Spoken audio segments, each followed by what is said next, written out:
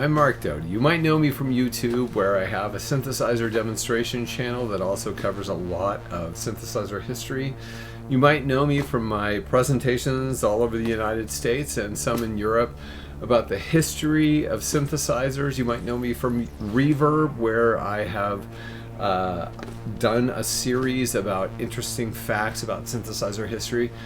You might know me from working with the Bob Moog Foundation, the history of Moog synthesizers. You might know me from Buchla, where I worked not only to promote Buchla synthesizers, but also address the history.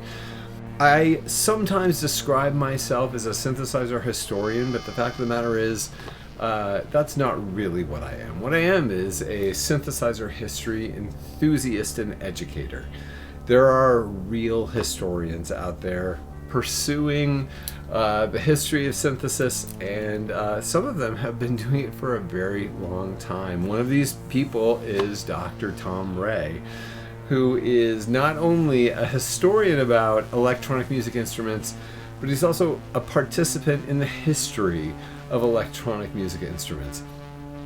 He has recently released this book, Electronic Perspectives, which is a collection of his articles in Contemporary Keyboard magazine, which is actually a keyboard magazine, where he, in the midst of this forward-thinking magazine addressing all of these new developments in keyboard technology, he had these articles that were talking about the history that led up to the development of keyboard technology.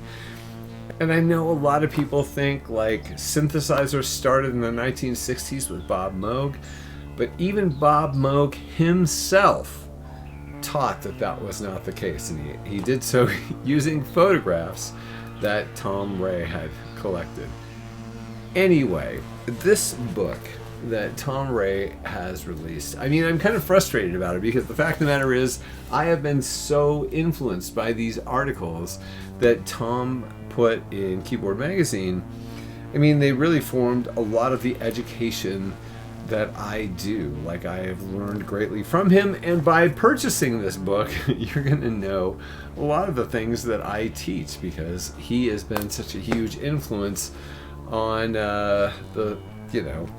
my educational style, having given me the history that he has, both from these articles and also I know him personally. And if you are interested in the history of electronic music instruments and synthesizers, this book is the Bible of the early electronic instruments.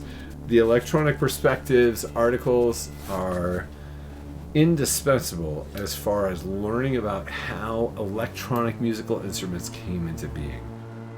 And this book is hugely important because so many people were involved in it that are the other great historians of electronic music history, and it's crucial. So I have to tell you, if you have any interest in how synthesizers came to be what they are, you absolutely must possess this book. And it's not just because these articles that tell the history exist in it. There's also like more photographs than I've ever seen. There are some photographs, as a person who used to work in the archives of Bob Moog, there are photographs I have never seen that exist in this book.